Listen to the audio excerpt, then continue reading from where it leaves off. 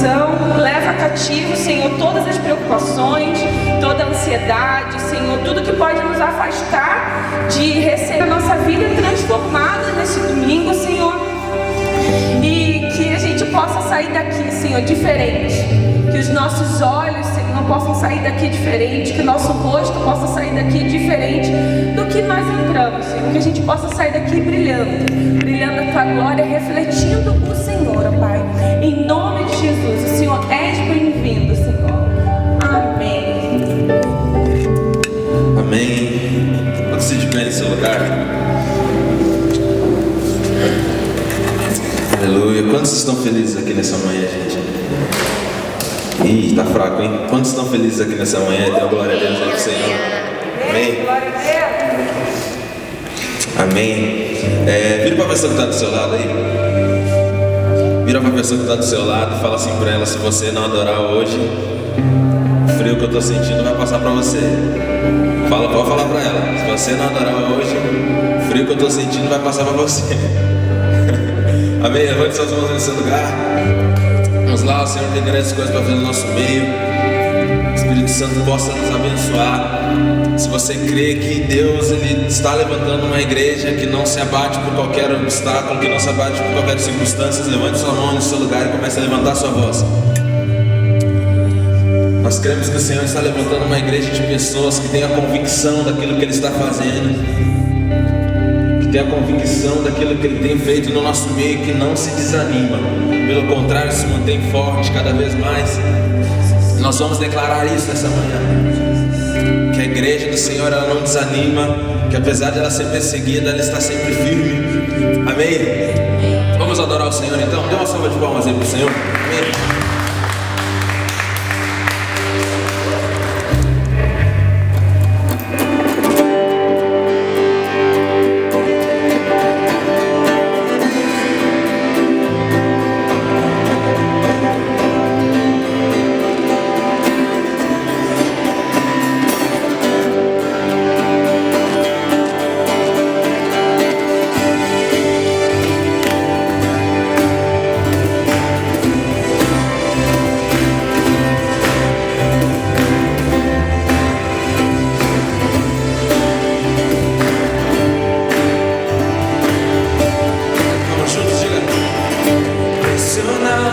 Mas não desanimados, perplexos, mas não desesperados,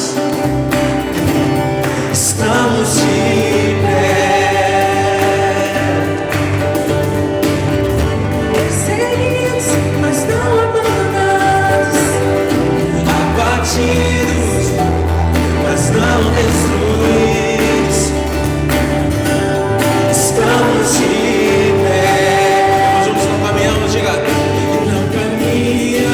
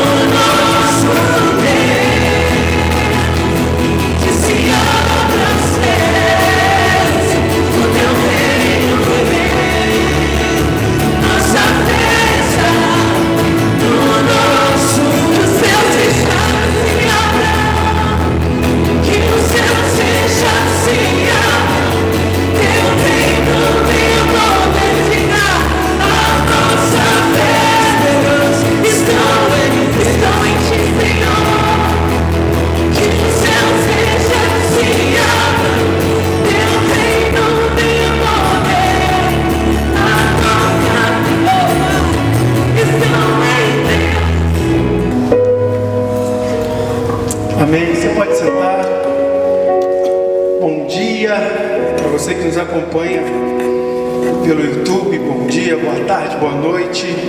Deus é contigo. Sejam todos muito bem-vindos. É um dia especial porque é o dia que o nosso Deus nos presenteou. Ele fez esse dia para cada um de nós e pode ter certeza que Ele já está entregando tudo aquilo que Ele separou para mim e para você hoje. Eu já estou recebendo desde o início cada sorriso, cada soquinho, cada palavra, cada louvor, cada oração, que você possa sair daqui impactado plenamente pela manifestação do Santo Espírito de Deus. Eu queria poder dar alguns recados hoje. Se você ainda não se informou, não acompanhou nas redes sociais, semana que vem nós teremos alguns eventos aqui na igreja. Primeiro, teremos o nosso brechó, é isso mesmo? Estou certo? Teremos o nosso brechó. Se você não sabe, nós temos tanta coisa legal, temos tanta coisa de primeira, que tem pessoas vindo de outros estados, cidades, para vir para o nosso brechó. Então, se você faz parte dessa igreja, venha sexta-feira, sábado e domingo, tá bom? Sexta-feira a partir da tarde, chega à noite também, sábado também tarde e noite, e domingo pela manhã. Vai ser importante demais. É um brechó que nós estamos realizando em prol da manutenção, da construção, da reforma da nossa igreja, desse prédio aqui. Também no mesmo final de semana teremos nossa festa junina, né? Arraial, não é junina, é arraial. Teremos o nosso arraial aqui do Legacy. Vai estar acontecendo junto com o brechó a partir da tarde, também à noite. Se você quer comprar o seu ingresso, quer fazer a sua inscrição, a Julinha está aí? Eu acho que a Julinha está no ministério, está ali, a Júlia está ali, pode falar com a Júlia, aquela menina ali, muito simpática. Ou você vai lá no nosso Instagram e faz a sua inscrição, tá bom? Temos alguém que nos visita pela primeira vez hoje? Pela primeira vez? Não? Pela primeira vez?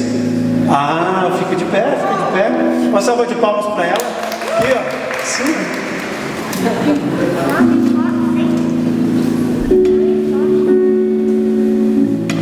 Amém. Qual o sinal dela, Ana, sabe?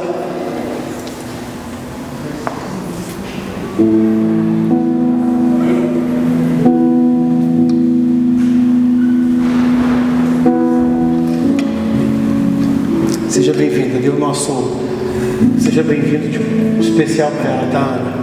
Volte sempre. Deus abençoe você. Amém. Esse é um tempo também muito especial para nós, porque é um tempo onde nós prezamos pelos princípios da palavra de Deus, e um desses princípios é devolver a Deus o nosso dízimo e consagrar a Ele a nossa oferta. Eu queria que você pudesse abrir a sua Bíblia em Gálatas 6. Gálatas 6. Eu queria ler um texto com você. Deus tem nos dado com tanta abundância, eu não tenho dúvida disso. Ele tem feito isso na minha casa, tem feito isso na sua casa. E esse texto é um texto que foi ministrado por Paulo à igreja, aos Gálatas, e Deus nesse momento quer usar esse texto para falar comigo e com você. Gálatas 6, a partir do versículo 8, e o texto vai dizer: quem semeia para a sua carne, na carne colherá a destruição. Mas quem semeia para o Espírito, do Espírito colherá a vida eterna. Quem semeia para o Espírito, quem semeia do Espírito colherá a vida eterna. E não nos cansemos de fazer o bem, pois no tempo próprio colheremos, se não desanimarmos. E eu acredito que todo o cenário que nós estamos vivendo hoje com relação à Covid, mais esse frio que está muito frio, né? Tem pessoas de outros estados aqui que estão sofrendo mais do que quem já está aqui. Mas a palavra de Deus, ela nos encoraja sempre a semearmos conforme o Espírito Santo tem colocado no nosso coração, com fé, sem temor, sem medo. E no tempo próprio nós colheremos, se perseverarmos em Jesus. E o texto continua: portanto, enquanto temos oportunidade, enquanto a vida, enquanto seu coração bater, enquanto você existir nessa terra, você terá oportunidade. Faça o bem a todos, especialmente aos da fé. E é que Deus não é incoerente. Ele nos encoraja a vivermos primeiro dentro da nossa casa, dentro da família de Deus, para depois compartilharmos aquilo que Ele tem nos dado em abundância para as pessoas desse mundo. Então, por isso, nesse momento, eu quero convidar vocês a se colocar em pé. Nós estaremos sendo ministrados mais uma vez, encorajados pela palavra de Deus, que você possa, nesse momento, consagrar a Deus o seu dízimo, devolver a Ele aquilo que pertence a Ele. Que você possa consagrar a Deus a sua oferta e dizer para Ele: Deus, obrigado. Obrigado pelo privilégio que nós temos de repartir. Obrigado pelo privilégio que nós temos de compartilhar um pouco daquilo, do muito que o Senhor tem nos dado.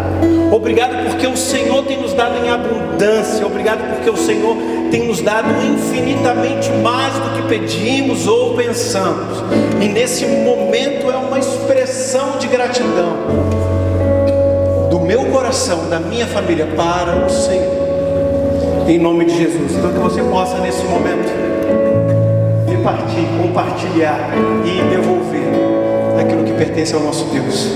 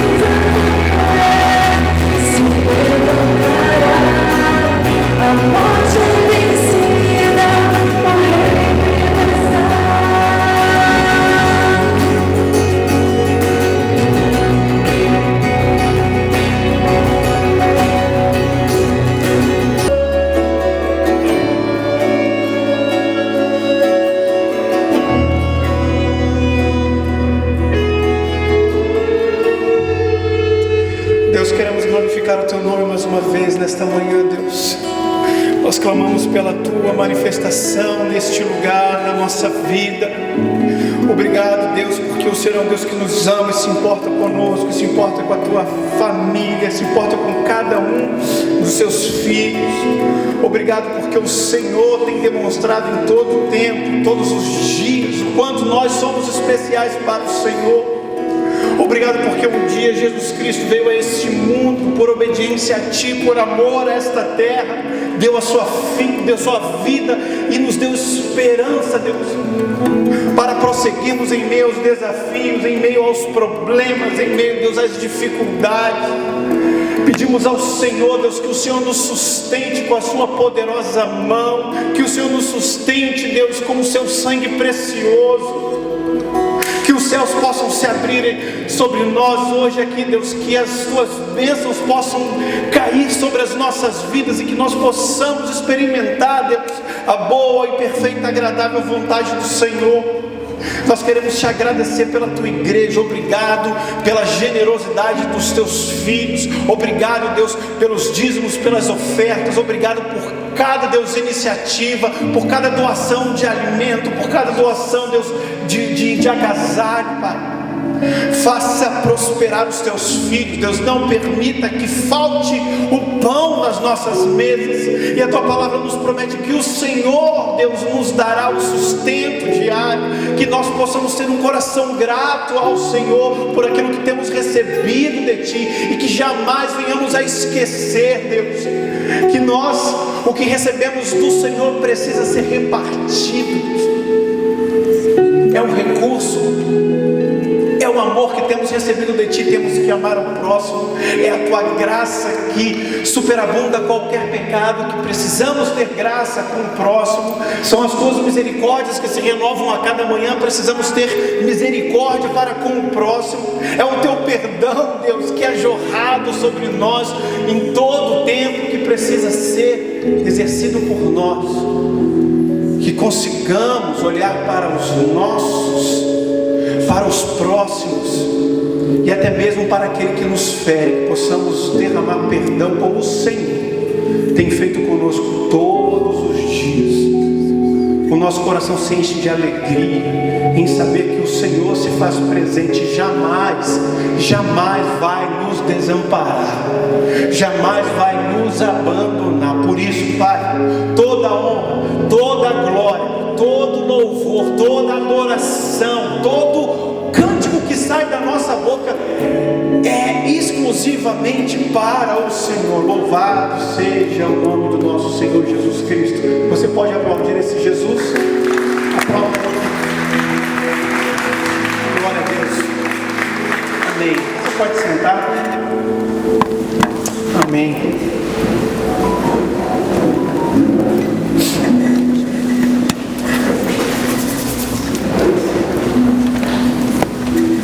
Que a paz de Jesus repouse sobre a sua vida, sobre a sua casa. Você que nos acompanha pela internet, você que está em casa embaixo do seu cobertor, não tenho uma santa inveja de você, porque aqui está muito melhor do que o seu cobertor, saiba disso. Então semana que vem esteja conosco aqui. Mas sejam muito bem-vindos ao ano do recomeço. É um ano onde Deus está nos dando a oportunidade de fazer novamente aquilo que talvez no ano passado, no mês passado, na semana passada, nós não conseguimos superar, avançar e prosperar. E Deus quer nos dar mais uma oportunidade. Eu quero fazer a pergunta que eu sempre faço para você. Vocês estão prontos para receber mais uma semente da parte de Deus? Amém? Você precisa se preparar, porque o que Deus nos entrega é muito maior do que nós. E nós precisamos clamar ao Espírito Santo de Deus: prepare o meu coração para receber, porque Ele vai nos dar em abundância. Você crê nisso? Em abundância. Por isso eu quero começar dizendo que os que têm saúde não precisam de médico, mas sim os doentes. Os doentes precisam de ajuda. Jesus veio para curar os doentes e não os bons. E eu tenho uma imagem, alguém está com o meu celular por aí, né? Passando com o meu celular, traz para mim, Rô. Deixa eu colocar essa imagem aqui no fundo. Eu queria que você pudesse, obrigado, Rosinha, pudesse ter a sua atenção completa voltada para esse momento. Daqui a pouco vai mudar aí, vai aparecer o meu celular, eu não tenho nada a esconder, fica bem à vontade. Olha só, temos as fotos aqui. Esse aqui é meu pai, para quem não conhece, olha só, né? Cabeça branca, lindo. Puxei ele, só que começou pela barba, olha só. Queria que você pudesse ficar muito atento ao que Deus vai falar para você, ao seu coração hoje. Jesus veio para curar os doentes, não os sãos. Pode botar bem pro canto. Isso, aqui mais para trás, mais, tá bom. Aí tá ótimo, tá bom assim? Então tá. Aí, vê se a gente consegue. Em breve eu quero lembrar você do nosso desafio do altar. Você está vendo esse lugar aqui? Pela fé eu já estou me vendo a 80 centímetros de altura aqui. Se Deus assim permitir, semana que vem nós estaremos colocando o nosso altar. Eu acredito que a gente já alcançou 75%, 80% do valor. Glorificar a Deus, aplauda Jesus, é isso aí. Significa que temos 20% ainda para alcançar financeiramente. Então, se você ainda não fez a sua contribuição, se você ainda não assumiu um desafio, temos os envelopes laranja aqui nos nossos... Qual o nome que eu dou para isso? Caixa de envelope. Né? Você pode sair daqui no final do culto, pegar e abençoar a sua igreja. Mas eu creio que Deus, Ele enviou Jesus por um propósito muito específico. E quando eu lembro desse texto, que Ele veio para os doentes, não tem como não pensar um pouco na minha jornada. Eu me lembro de uma época onde eu não precisava me preocupar com a minha saúde. Você lembra desse tempo? Não? Tinha uma época que eu não precisava me preocupar com a minha saúde. Pelo menos até os 30 anos eu não sabia o que era fazer uma consulta médica. Não tinha essa preocupação. Tinha saúde para dar e vender. Eu andava de bicicleta, pedalava 100 km por dia, jogava bola o dia inteiro, corria 30, 40 km e não me cansava. E no dia seguinte fazia a mesma coisa. Até que começaram a vir os problemas de saúde, desse que vos falo. Febres, eu me lembro que depois dos 30 começaram a acontecer algumas coisas que nunca aconteceram antes na minha vida. E aí, febres muito altas, enxaquecas, hérnia de disco. E aí a velhice começa a bater, né, a porta. Meus ligamentos dos tornozelos, os dois foram rompidos. Dores nas articulações, problema no rim, tive que fazer 2 cirurgias no rim. E aí alergias diversas, e quem me conhece, quem se encontra comigo pela manhã, vai presenciar muitos espirros, muito funga-funga. Esse sou eu. Paralisia facial, Covid 2 vezes. Meu Deus! Eu olho para essa realidade, eu percebo que normalmente quando eu me encontro em cenários como esses, eu necessito de ajuda de alguém. Me pego debilitado, preciso de uma mão para me estender. E eu me lembro que quando eu tive a minha segunda crise de hérnia de disco, eu saí de Porto Alegre para visitar meus pais de ônibus em Torres. Eu saí de Porto Alegre bom, cheguei em Torres me rastejando, chorando, eu não conseguia caminhar, gritava no meio da rua até chegar na casa dos meus pais. Chegando lá, não consegui mais sair, fiquei 2 semanas entravado no sofá sem conseguir me mexer, recebendo comidinha na boca e recebendo o banho do meu pai, à base de morfina. Eu falei, Deus, que mistério é esse? Difícil demais. E graças a Deus, Deus me restaurou. Mas eu olho para esse cenário, eu tenho percebido que ajudas como essas são cada vez mais necessárias na minha vida. Pessoas que vão fazer por mim aquilo que eu não estou conseguindo fazer. E quanto mais tempo você vive, mais você compreende isso, porque as suas forças, elas vão se esvaindo a cada momento. Enquanto eu refletia sobre tudo isso, me veio um texto, João 21:18, que ele diz o seguinte: próprio Jesus, digo-lhes a verdade, quando você era mais jovem, vestia-se e ia para onde queria. Mas quando for velho, estenderá as mãos e a outra pessoa o vestirá e o levará para onde você não deseja ir. E eu agradeci a Deus porque eu fiz uma reflexão com os meus 40 anos. E eu acredito que eu ainda tenho mais 40 anos pela frente. É o que eu desejo. Depois dos 80 eu não sei. Talvez eu quero estar na glória, sei lá. Mas eu olho para essa realidade e percebo que essa foi uma palavra não apenas de Jesus para Pedro naquele momento, dizendo para ele que tipo de morte Pedro teria, mas também foi para mim. E convenhamos, se Deus não nos levar antes, esse será o fim da vida da maioria de nós. E eu comecei a lembrar que eu não sou nada, e que mais cedo ou mais tarde eu vou precisar reconhecer isso. Preciso de ajuda, preciso de alguém, eu preciso. Porém, de acordo com Marcos 2, versículo 17, Jesus não veio para os saudáveis, como eu citei no início. Jesus veio para os doentes.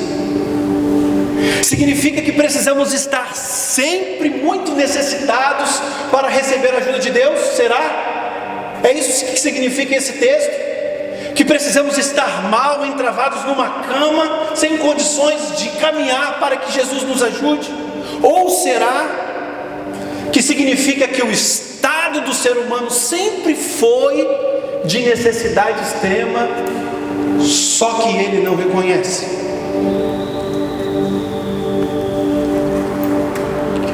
João 3,16, você conhece muito bem esse texto. Deus amou o mundo de tal forma que Ele enviou Jesus para morrer pelo mundo. Se Ele morreu pelo mundo todo, mas também veio para os doentes, significa uma coisa só: todo mundo está doente. Todo mundo necessita de ajuda. Todo mundo precisa de Deus.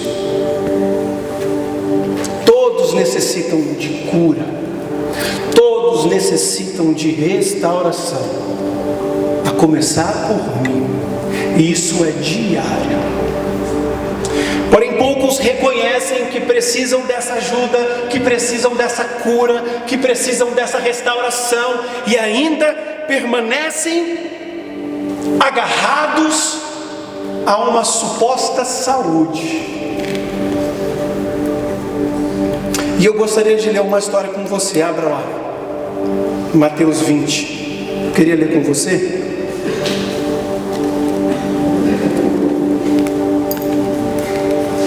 Você que está em casa, pega a sua Bíblia, uma caneta e anota esse mistério de Deus. Eu gostaria que você pudesse receber o que Deus preparou para você hoje. Mateus 20. Você que está aqui também, anota, não perca essa oportunidade. A partir do versículo 29, eu quero ler essa história. Mateus 20, eu vou estar lendo na versão NVI, a partir do versículo 29.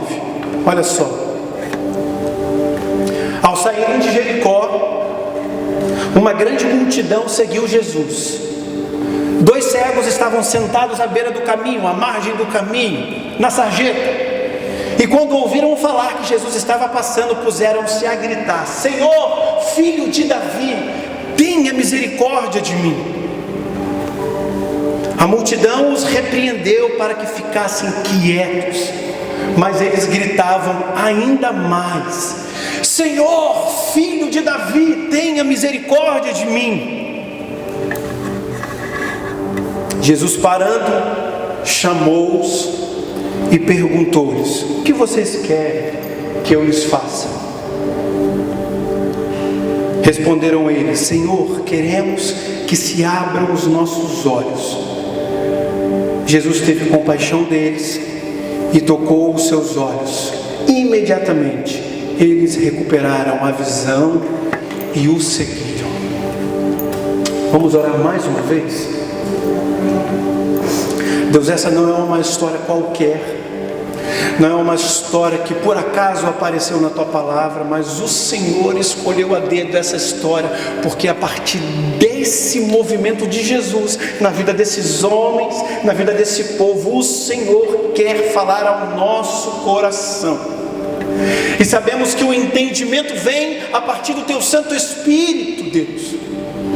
Por isso, Pai, pedimos, nos dê toda a atenção que necessitamos para receber do Senhor, e que cada um que está aqui neste lugar, cada um que está na sua casa, cada um que está acessando essa mensagem na internet, possa compreender o recado que o Senhor preparou para ele e para ela no dia de hoje, em nome de Jesus.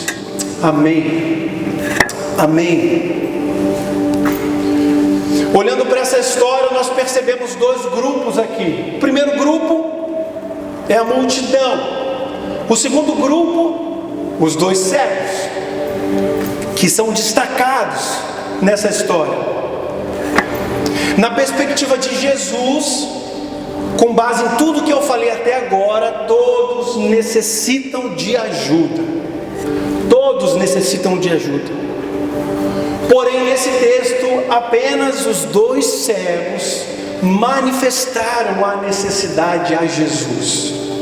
Apenas os dois cegos fizeram o que foi necessário para ter a atenção de Jesus. Apenas os dois cegos clamaram de forma que a atenção de Jesus foi atraída. Apenas os dois cegos. Talvez aqui para a multidão, os dois cegos não tinham mais nada para oferecer. Para a multidão, os dois cegos eram doentes terminais. Talvez para os próprios cegos, sentar à beira do caminho, sentar na sarjeta, era o que restava para eles. Para os cegos, o fim estava muito próximo deles, até Jesus aparecer. Da mesma forma que Jesus apareceu na minha vida e na sua vida, Jesus apareceu na vida desses cegos, e eles perceberam que não chegou o fim. O texto trata esses dois homens, e eu imagino que foram homens ali, como homens que estavam à margem, sem esperança, sem recurso, sem ajuda, sem uma mão estendida, sem ninguém para lhe ajudar. Eles entenderam o propósito daquele encontro, e talvez na cabeça dos dois cegos era a última oportunidade da sua vida. Talvez para quem tem saúde, não pensa na última oportunidade da sua vida, é ou não é? Quem tem saúde acha que vai viver muitos anos. Eu acho que eu vou viver muitos anos. Estava conversando com o Dite, na nossa oração de terça-feira, e a propósito, homens, toda terça-feira às 6:30 da manhã nós estamos aqui intercedendo pela nossa casa, pela nossa igreja e pela nossa cidade. Venha, você será abençoado. Voltando, estávamos conversando, né, Dite, o Dite mais novo que eu, mentira, e a gente falando assim, não, chegaremos lá aos nossos 80, 85, se a gente for avaliar, são mais 40 anos, é muito tempo para fazermos uma revolução aqui nessa terra em nome de Jesus. E essa é a conversa de dois homens saudáveis, mais ou menos, Estamos já envelhecendo, as coisas estão doendo já juntas, tudo mais, mas somos saudáveis. Mas para esses homens aqui, talvez eles não tinham mais perspectiva de nada, e eles entenderam o propósito do momento que Jesus passou ali. Talvez na cabeça deles era a última chance que eles tinham.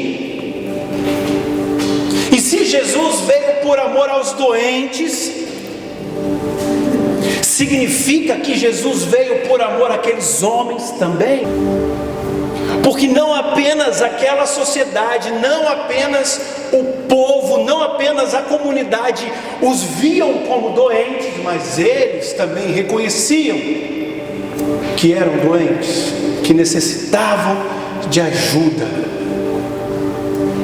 E quando eles perceberam que eles tinham talvez a última oportunidade da sua vida, eles entenderam aquele propósito. E essa verdade, esse reconhecimento que necessitam desesperadamente de Jesus, libertou aqueles homens de um fim precoce, talvez, uma desistência no seu coração. Não temos mais esperança, vamos esperar a morte chegar. Jesus chegou e libertou eles talvez de um fim precoce e os encorajou a continuarem, porém com Jesus. E talvez uma mentalidade onde existia acreditavam que era o fim para eles, a vinda de Cristo, a presença de Jesus, a mão estendida de Jesus mudou completamente a sua perspectiva. Aonde era caos, agora era festa. Aonde era o fim, passou a ser o início de algo lindo. Por isso eu quero trazer aqui para você 4 palavras de encorajamento. Eu quero que você anote em casa, não esqueça, anote. 4 palavras de encorajamento para você, baseado na experiência desses 2 cegos. E dizer para você em alto e bom som: não chegou o fim. Não chegou o fim. Primeira palavra de encorajamento, anota aí: não pare de avançar. Não pare de avançar. Repete para a pessoa que está ao seu lado: não pare de avançar. Você que está em casa, cutuca quem está do lado aí do seu cobertor. Não pare de avançar. Não pare de avançar, meu irmão e minha irmã. Versículos 29 a 31. 2 cegos estavam sentados à beira do caminho, e quando ouviram falar que Jesus estava ali, puseram-se a gritar. Porém, a multidão os repreendeu. A multidão tentou impedir a sua voz, tentou calar a sua voz, tentou pará-los. Mas eles olharam para o propósito daquele tempo, daquele dia, perceberam que era a única esperança, gritaram mais alto: Jesus, filho de Davi, nos ajude. E eu quero dizer para você que pessoas tentarão parar você, talvez de propósito ou sem querer, tentando ajudar, vão atrapalhar. Já passou por isso? Eu passo por isso o tempo todo. A gente tenta sempre enxergar com os bons olhos, né? Ele está tentando ajudar, mas não deu, está atrapalhando. E isso vai acontecer. Alguns serão intencionais, tentarão te impedir de avançar. O mundo tentará te impedir, o sistema, o Estado, os governantes, as leis, as regras tentarão te parar, te impedir. A Covid está tentando parar muita gente e tem conseguido parar muita gente. E continuará tentando parar você. Mas eu quero dizer para você: insista, avance, continue buscando, continue em frente. Não pare. Poxa, pastor, mas eu só estou dando um passo a cada semana. Não importa, é no seu tempo. Entenda o seu tempo e o tempo de Deus.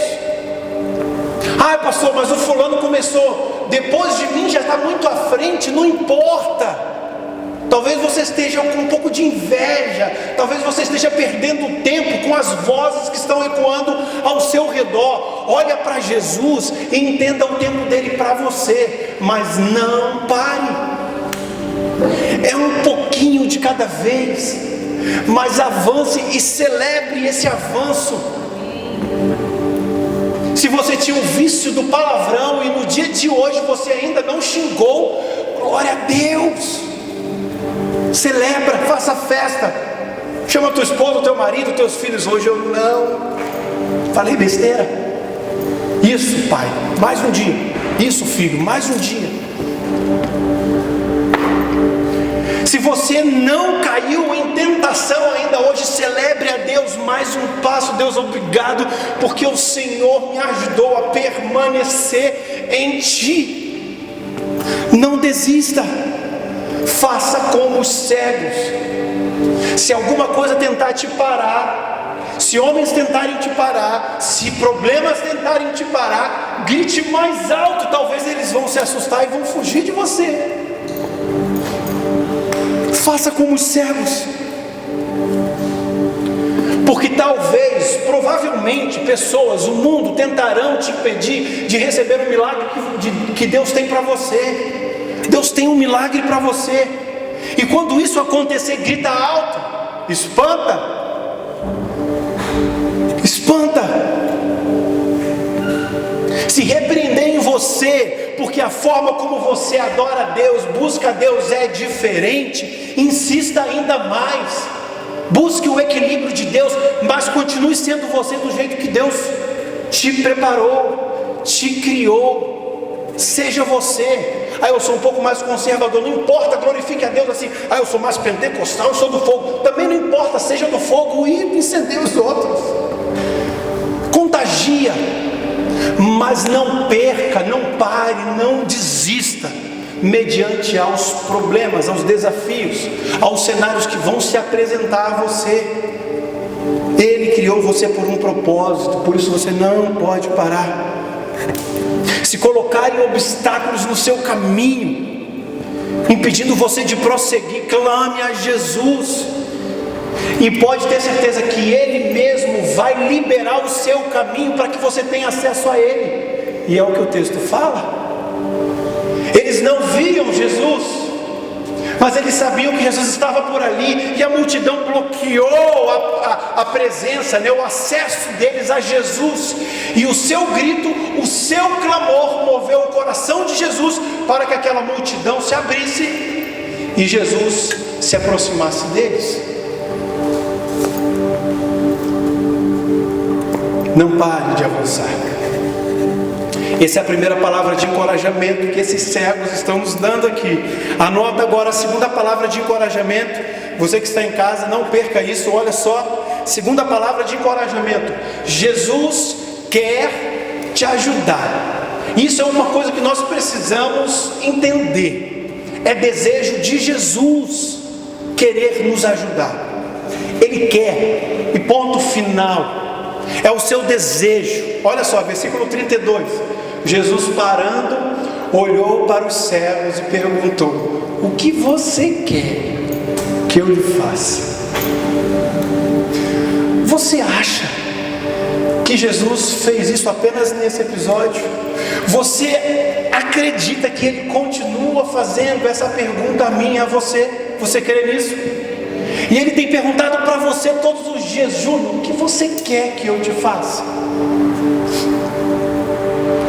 Por isso que eu preciso continuar clamando a Deus, por isso que eu preciso continuar buscando a Deus, acessando a Ele.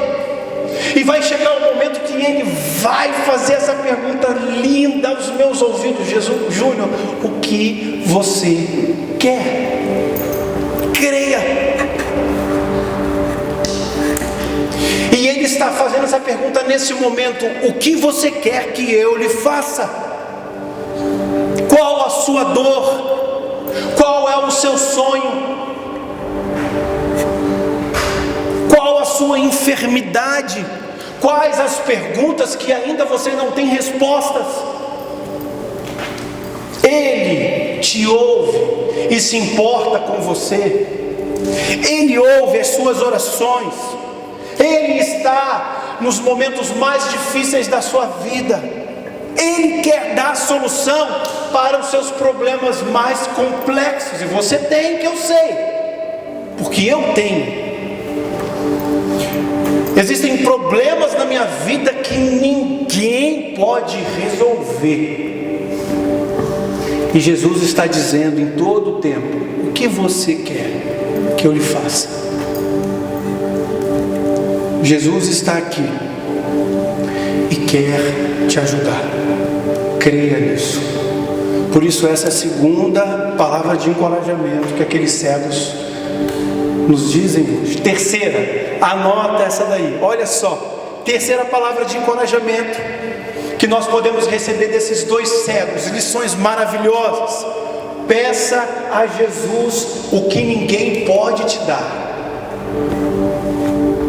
Você sabe o que deve pedir a Jesus e o que ninguém pode te entregar. Versículo 33, acompanha comigo, está tudo na Bíblia, gente. Responderam eles: Senhor, queremos que se abram os nossos olhos. Quem é que poderia fazer isso por eles? Diz para mim. O que os cegos precisavam, nenhum médico poderia dar, nem nesse tempo que passou, nem no tempo presente. Nenhuma medicina tem poder para reverter um problema como esse. Nenhum homem. E os cegos sabiam que não poderiam fazer aquele pedido para nenhuma outra pessoa que não fosse Jesus. E talvez na história desses dois cegos, eles nunca pediram isso para ninguém,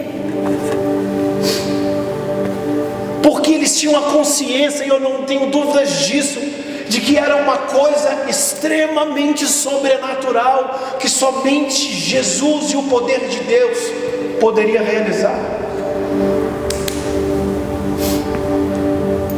Mas o texto fala, eles estavam à beira do caminho. Eles precisaram chegar à sarjeta para descobrirem que visão física e visão espiritual só poderiam encontrar em Jesus, em mais ninguém, em nenhum lugar.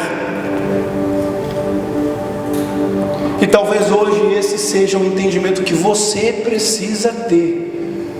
Existem coisas que só Jesus pode te dar. Tiago 4,3, Tiago vai dizer: quando pedem, não recebem, porque pedem errado. E eu quero parafrasear esse texto: porque pedem para a pessoa errada, porque pedem por motivações erradas, porque pedem mal, pedem por motivações erradas, pedem no tempo errado, pedem para pessoas erradas. E existem coisas que pertencem a você, existem coisas que pertencem a você, mas que estão nas mãos de Jesus, somente de Jesus. Que o seu marido não vai conseguir te entregar, que a sua esposa não vai conseguir te entregar, que os seus filhos não têm poder para entregar, que o seu pastor não vai conseguir te entregar, porque está nas mãos somente de Jesus. E eu te pergunto: o que eu não posso dar a você? O que a sua esposa, o seu marido, os seus filhos, o seu patrão não pode dar a você? O que o seu dinheiro não pode dar a você? Peça a Jesus, que Ele pode dar. Você crê nisso? Ele pode dar. E eu quero trazer aqui uma quarta palavra de encorajamento. Se você ainda não anotou, dá tempo. Olha só, quarta palavra de encorajamento desses dois cegos, nos ensinando como devemos olhar para Jesus. Anota aí: continue seguindo o Mestre. O texto vai dizer, versículo 34: imediatamente eles recuperaram a visão, eles receberam o presente de Deus, eles receberam o que estava nas mãos de Jesus. E o texto vai dizer que eles o seguiram. Eles o seguiram.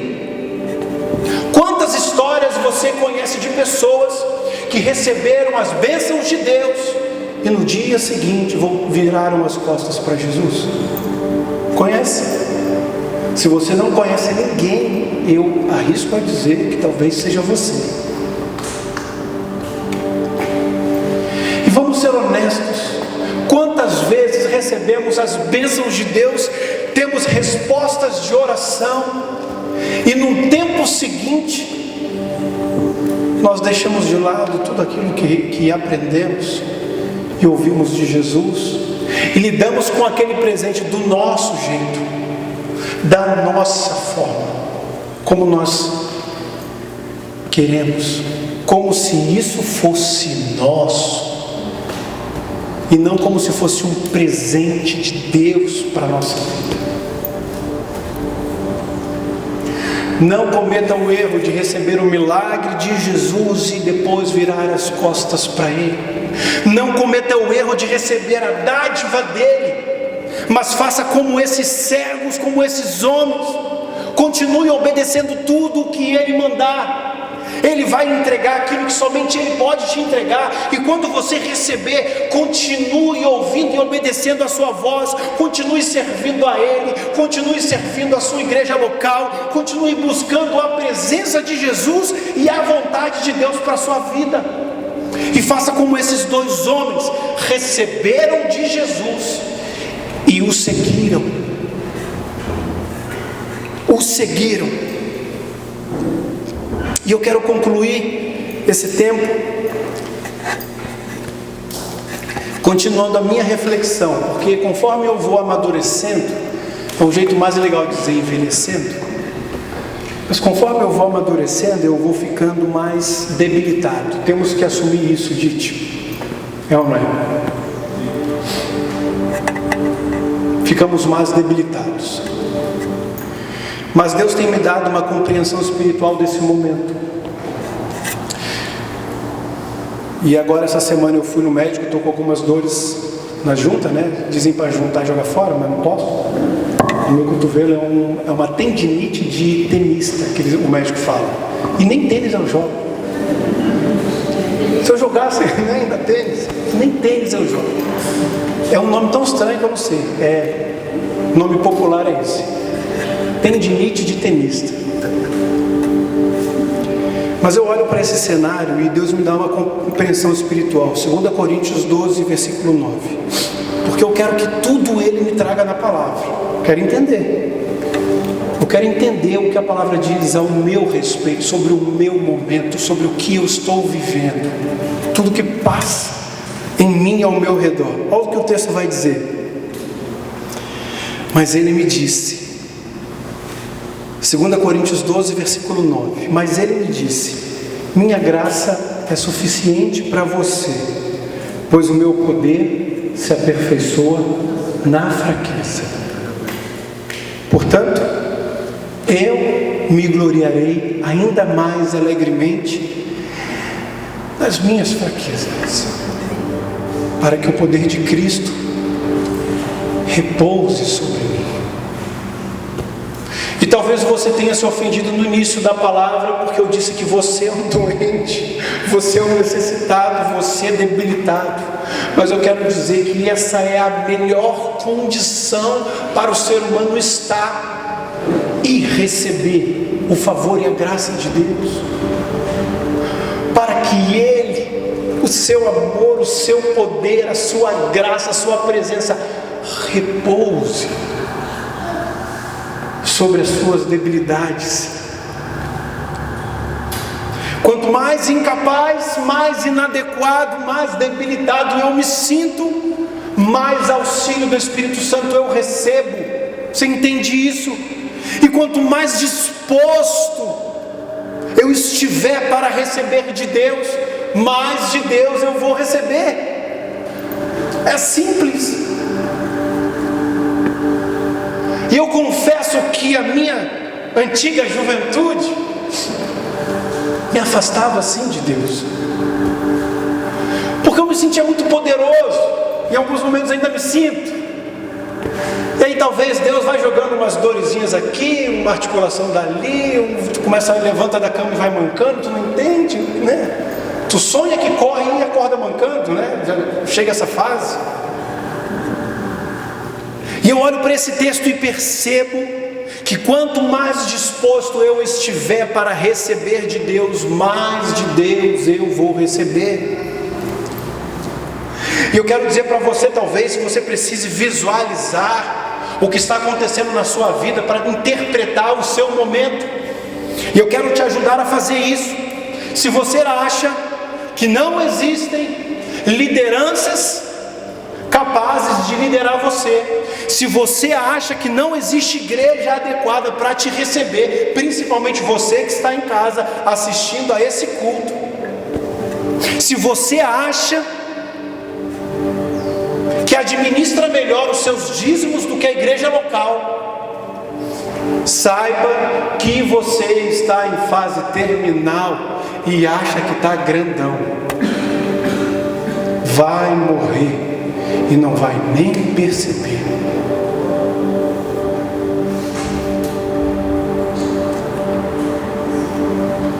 Eu quero dizer algo para você. Quando Jesus diz na sua palavra que não veio melhor para os que têm saúde, não significa que Jesus está rejeitando os saudáveis. E se você entende nesse texto, é como se Jesus estivesse fazendo uma leve ironia. Não significa que ele não veio para os saudáveis, significa que as pessoas doentes estão rejeitando a cura de Jesus porque pensam que estão saudáveis. Entenda isso, Jesus veio para todos, e ao mesmo tempo ele diz que veio para os doentes. Significa que todos nós necessitamos de ajuda de Jesus. E quando ele fala que eu não vim para os sãos, mas os que precisam de médico, ele não está rejeitando os supostos sãos, ele não está rejeitando as supostas pessoas que têm saúde. Ele está dizendo que você está doente, mas acha que não precisa de ajuda. A multidão tentou calar a boca dos cegos, porque acreditavam que já era o fim para eles. Não tem mais jeito. Ou eles tentaram calar os cegos, porque acreditavam que aquela enfermidade não era digna da atenção de Jesus. Ou até mesmo tentaram calar os cegos, porque não acreditavam que Jesus tinha poder suficiente para curar o seu problema. Mas eu quero dizer que nenhuma dessas teorias importa para nós. O que importa é saber que todos nós somos cegos à beira do caminho que necessitam de Jesus. É o que você precisa saber hoje. E a informação que você precisa ter e sair daqui entendendo isso. Você é aquele cego que estava à margem do caminho. E hoje Jesus está passando à sua frente. E você tem a oportunidade de clamar a Ele por ajuda.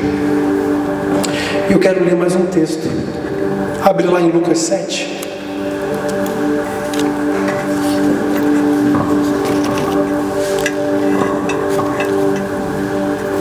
A partir do versículo 37.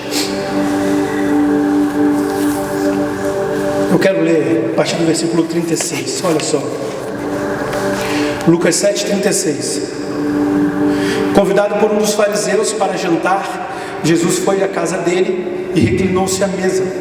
Ao saber que Jesus estava comendo na casa do fariseu, certa mulher daquela cidade, uma pecadora, uma doente, trouxe um frasco de alabastro com perfume e se colocou atrás de Jesus a seus pés. Chorando, começou a molhar-lhes os pés com suas lágrimas, depois os enxugou com seus cabelos, beijou-os e ungiu-os com perfume. Ao ver isso, o fariseu que havia convidado disse a si mesmo: se este homem fosse profeta, saberia quem nele está tocando e que tipo de mulher ela é, uma pecadora, uma doente. Então lhe disse Jesus: Simão, Simão, tenho algo a lhe dizer. Dize, mestre, disse ele. 2 homens deviam a um certo credor. Um lhe devia 500 denários e o outro 50. Nenhum dos dois tinha condições de pagar. Por isso perdoou a dívida de ambos. Qual deles o amará mais? Simão respondeu: suponho que aquele a quem foi perdoada a dívida maior. Você julgou bem, disse Jesus. Em seguida, virou-se para a mulher e disse a Simão: vê essa mulher?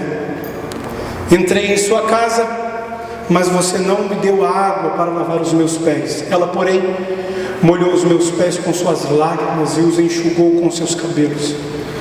Você não me saudou com um beijo, mas esta mulher, desde que eu entrei aqui, não parou de beijar os meus pés. Você não ungiu a minha cabeça com óleo, mas ela derramou o perfume dos meus pés.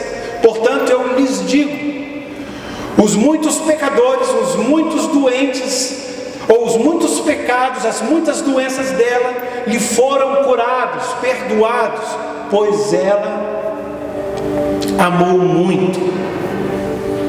Mas aquele a quem pouco foi perdoado, aquele a quem pouco foi curado, pouco amou. Então Jesus disse a ela, seus pecados estão perdoados. Quem é você nessa história? Simão ou a mulher? Quem é você na história que lemos anteriormente? A multidão ou os cegos? Quem é você? O são ou o que necessita de cura? Essa decisão vai determinar o seu futuro daqui para frente. Por isso você precisa pensar bem na sua resposta, meu irmão e minha irmã, porque a sua resposta vai te conduzir a passos largos a uma direção. A direção que Jesus está indo, ou a direção oposta a que ele caminha. Por isso, lembre-se, com Jesus não é o fim, mas sim o começo de uma linda história de milagre. Amém? Pode fechar os seus olhos. Eu queria que você pudesse nesse momento falar com Deus agora. Quero convidar o Robson aqui. Ore comigo, Pai, em nome de Jesus. Não permita que olhemos para a nossa vida, para a nossa saúde, para o tempo em que vivemos e nos iludamos, Deus, de que não precisamos do Senhor. Permita, Deus, permita que o nosso coração se quebrante, assim como essa mulher se quebrantou diante de Jesus.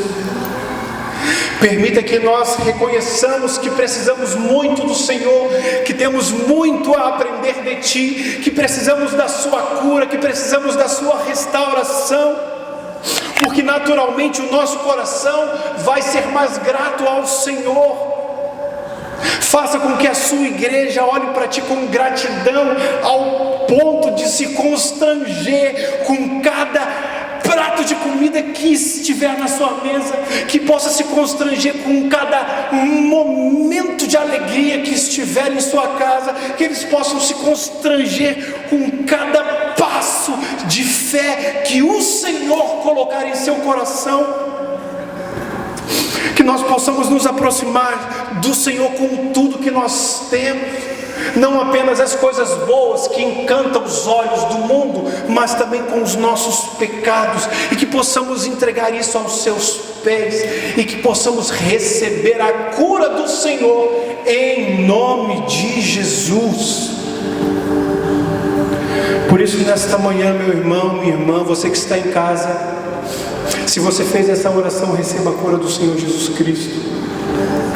Na sua alma, no seu coração, se há uma enfermidade, Jesus está passando aqui perguntando para você: o que você quer que eu te faça? Diga para Ele e receba o milagre de Jesus. E é no nome dEle que nós oramos. Amém.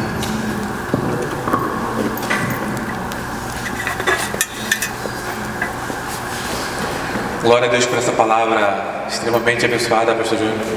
Enquanto o Pastor Júnior falava, eu pensava sobre o que nos paralisa, né? O que nos faz pensar que é o fim.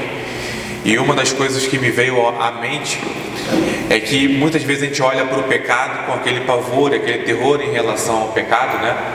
Mas eu quero te desafiar a pensar diferente em relação ao pecado. Nós vamos continuar odiando o pecado de qualquer forma. Eu já estou me olhando com cara espantada, né? Mas assim, se o pecado fosse o problema do mundo, Deus eliminaria o pecado do mundo. E não foi isso que ele fez. Ele não eliminou o pecado do mundo. Quando o homem pecou, quando a mulher pecou, quando ambos pecaram ali, o que ambos ficaram paralisados, pensando que era o fim, se esconderam de Deus, né? E o que aconteceu ali? O que Deus fez? Deus criou um plano.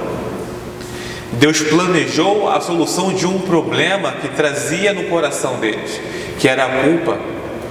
Eles carregavam dentro do seu coração a culpa por ter pecado. Muitos falam que o medo nos paralisa, né? Eu digo que o medo é a ponta do iceberg. A raiz do que está por baixo das águas é a culpa. Ninguém quer se sentir culpado por ter errado. Ninguém quer se sentir culpado por ter dado um passo e o passo foi um passo errado. Ninguém quer sentir isso. Mas quando o homem e a mulher, quando Adão e Eva fizeram isso, Deus tinha um plano para resolver isso. E Deus foi desenhando esse plano, construindo esse plano, inclusive prometeu de morte Satanás, né? Olha, vai vir da mulher aí alguém que vai acabar com essa história. E todo mundo ansiou, desejou por isso durante muito tempo. O desejo era tanto que os homens, para se aproximar de Deus, criou a religião, aquilo que liga o homem a Deus, uma maneira de se conectar o homem com Deus. E as maneiras que eles encontraram de fazer isso durante muito tempo foi fazer sacrifício, sacrificavam diante de Deus. E Deus olhava aquilo e dizia assim: eu não quero que vocês façam sacrifício, eu quero misericórdia, misericórdia eu quero. Isso existe na Bíblia dezenas de vezes. Os homens derramando sacrifício, eles falaram assim: eu não quero sacrifício, eu quero que vocês tenham misericórdia. Misericórdia eu quero e não sacrifício. E os homens continuavam desejando que a solução da culpa, a solução do pecado, a questão da culpa e do pecado fosse solucionada, que chegasse, que aquela promessa de Deus fosse cumprida. E a promessa de Deus veio no Novo Testamento. Jesus veio ao mundo, veio a solução, veio o grande esperado.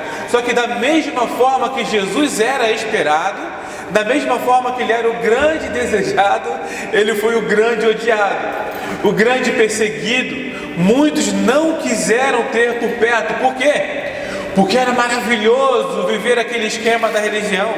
Era gostoso, porque parecia que era uma solução mágica. Eu errava, eu sacrificava um animal, eu fazia alguma coisa, eu fazia algo bom, né? Eu errava, eu vou lá, eu faço um exercício de bondade, eu faço alguma coisa boa e os problemas são solucionados.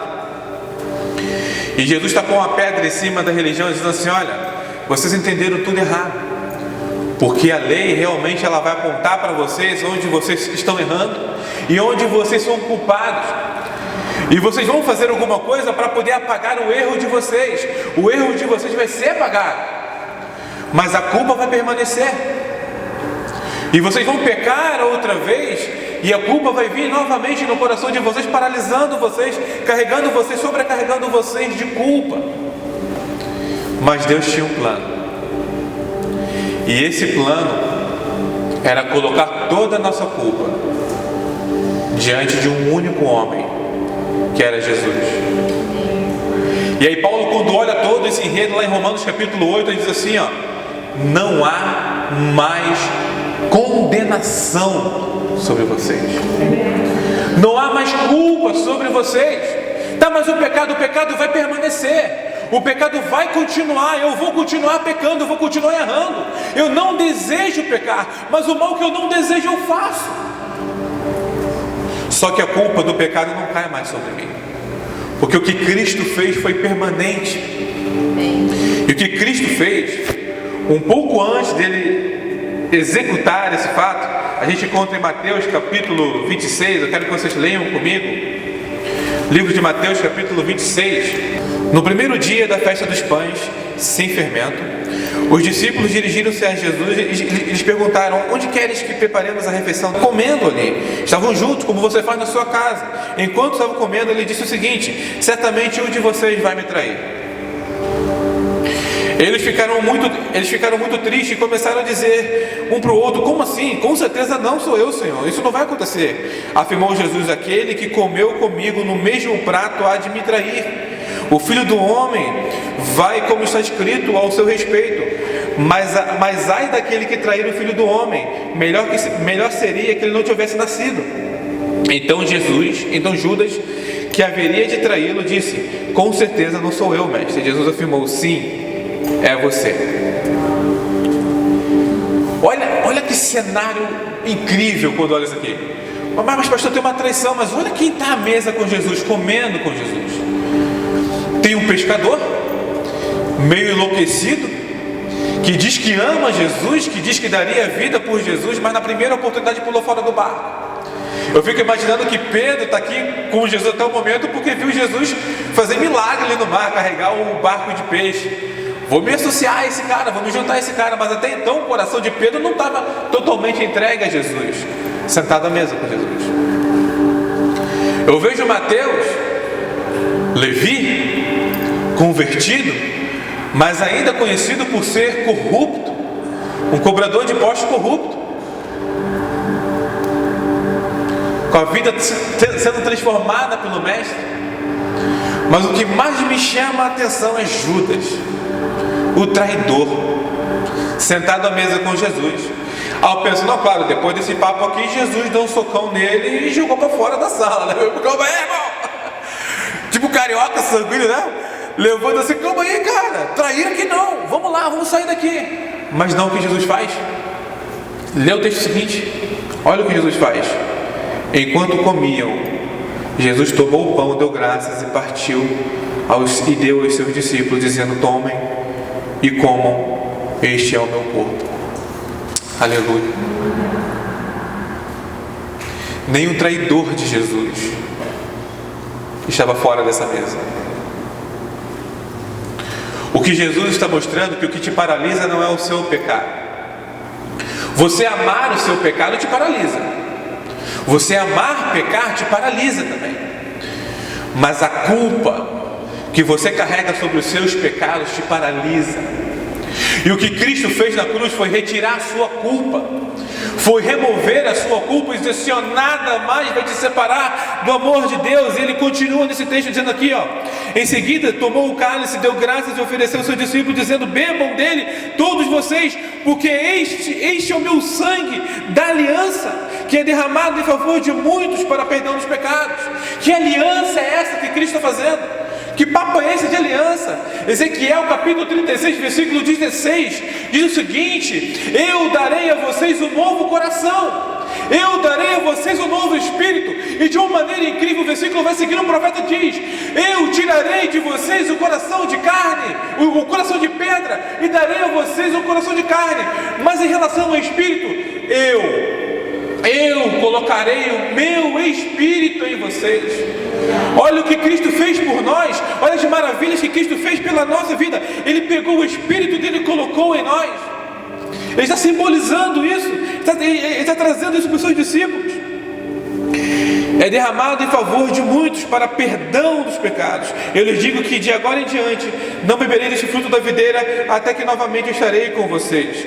Depois de terem cantado o hino, saíram e foram para o Monte das Oliveiras. E é interessante que no texto fala da negação de Pedro aqui, né? Já é o seguinte, ó, Jesus já chega para Pedro: olha, é o seguinte, você acabou de cear comigo, acabou de participar da ceia, vocês não estão entendendo o que aconteceu aqui, mas no futuro muitos vão fazer isso, porque ele faz isso, faça isso em memória de mim. E você, aqui sentado comigo, no instante seguinte, você vai me negar. O que eu quero dizer com isso para vocês, o que eu quero dizer é que a ceia é um convite para que todos nós sentemos à mesa e celebremos o que Cristo fez por nós. É um convite para que eu quero que você se coloque de pé, porque esse é um momento de festa. A ceia do Senhor é um convite para que todos nós olhamos a história de Cristo não a partir da crucificação, mas a partir do pecado de Adão e Eva, em que Deus foi construindo uma história de restauração, de redenção, fazendo com que a culpa não existisse mais em nosso coração, dizendo: olha, eu assumo a culpa, eu assumo a responsabilidade, mas eu quero que vocês façam o seguinte: quando vocês sentarem à mesa, se juntarem para comer, parem um minuto e lembrem do que eu fiz. Lembrem de tudo que eu fiz, o que o Mestre fez. Ele viveu por nós, ele morreu substituindo os nossos pecados, a nossa culpa por ele mesmo, se sacrificou por nós. Mas o mais importante, ele ressuscitou, dizendo que o pecado não nos derrotará, a culpa não irá nos parar, muito pelo contrário, nós teremos nova vida em Cristo Jesus. Os cristãos daquela época e ainda hoje não conseguem entender isso muito bem. Tanto é que em Coríntios, Paulo escreve o seguinte: olha, eu soube que vocês estão sentando para comer, para cear, e vocês estão impedindo que alguns ceiem. Que loucura é essa? O que Cristo fez foi sentar à mesa com todos, inclusive com o traidor, inclusive com aquele que iria negar. E vocês estão impedindo que alguns ceiem. Que história é essa? Isso, vocês serão condenados por isso. Vocês serão condenados por essa atitude. E Paulo lembra a eles como deve cear. O princípio da ceia é o amor uns pelos outros, é a comunhão. Você vai receber agora um copinho com pão, um snackzinho e um suco de uva, para a gente aproveitar esse momento e lembrar do que Cristo fez por nós. E eu quero que você, ao receber, você pare e olhe para a sua vida. Faça um exame seu mesmo. E como o apóstolo Paulo ensinou, examine-se o homem a si mesmo. Faça um exame. E se algum pecado tentar atribular o seu coração, se o inimigo soprar no seu coração dizendo que você é indigno de participar desse momento, você diz para ele assim: ah, meu irmão, você perdeu tempo, porque a culpa já não me condena mais. Não há mais condenação, aleluia. Não há mais condenação, gente. Não há nada mais que possa nos condenar. É isso que Paulo ensina. Examine-se, olha a si mesmo. E se o pecado tentar te condenar, você diz: eu não me condena mais. Romanos 8. Não me condena mais. Nem a morte, nada poderá mais me parar. Nada vai separar o amor de Deus de mim. Nada mais. E o apóstolo Paulo fala o seguinte: ele fala: gente, lembre-se do que Cristo fez. Olhem para o passado, né? Olhem para o presente, examinando-se a si mesmo, mas principalmente a ceia também é um anúncio de que Ele vai voltar.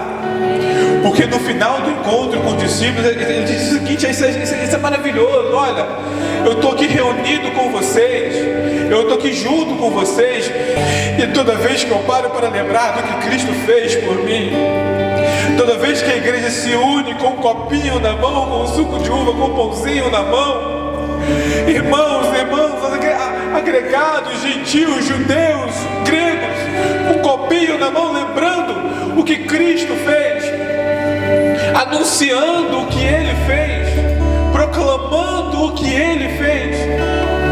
Eu lembro que isso tudo é apenas um ensaio. Isso tudo é apenas um ensaio, porque haverá um dia em que toda a igreja do Senhor, de Adão até o último dia, estará reunida com o Senhor Jesus, face a face com Ele, ceando novamente e falando: mestre, foi incrível. Foi incrível o que o Senhor fez. Doeu, o pecado tentou nos parar, o pecado tentou nos condenar, o inimigo tentou nos condenar, mas o que o Senhor fez foi incrível. Toda vez que o pecado tentava me dar uma rasteira, eu lembrava: Cristo morreu por mim. Toda vez que o adultério vinha batendo na porta, eu lembrava: Cristo morreu por mim. Toda vez que a ansiedade vinha batendo na porta, eu lembrava: Cristo morreu por mim. Toda vez que a procrastinação vinha batendo na porta, eu lembrava que Cristo morreu por mim, porque Deus tinha um plano desde a primeira culpa. Cristo morreu por mim. Eu agora ceio com essa igreja amada, mas um dia cearemos juntos com todo mundo, no novo céu, numa nova terra, onde não haverá choro, onde não haverá lágrimas, onde não haverá mais dor, mas haverá um canto de aleluia, haverá um canto de santo, santo, santo, haverá um canto de tu és grande, de tu és magnífico, de tu és extraordinário, de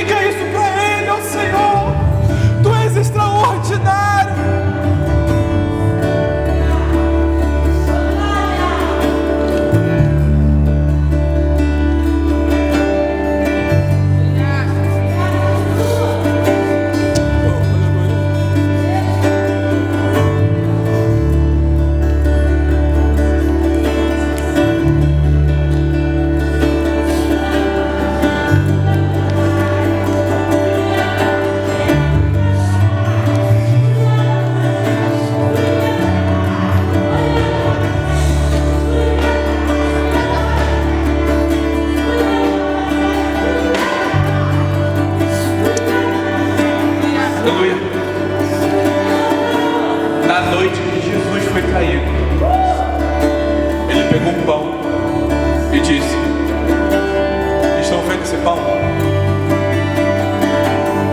Ele está sendo partido, como o meu corpo será partido por amor a vocês. Então comam em memória de mim.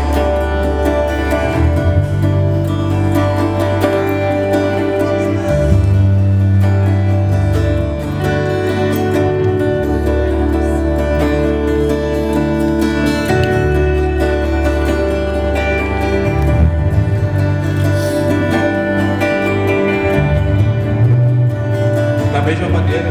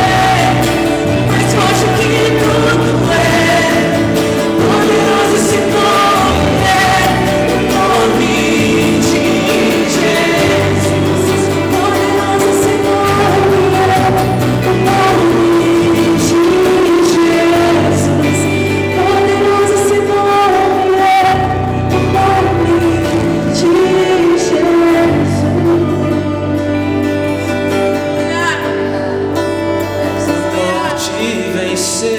Levante suas mãos e cante.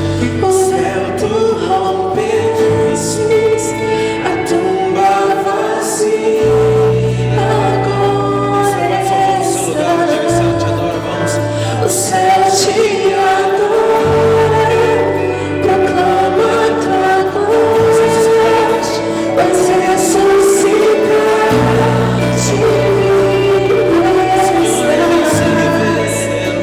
és invencível, inigualável, hoje pra sempre reinas. Teu é o reino, Tu é a glória acima de todo nome está. Estenda sua mão. Que o amor de Deus, a consolação do Espírito Santo, seja contigo, com a sua casa, com os teus filhos e os filhos dos teus filhos, para todos sempre. Amém. Vou em paz.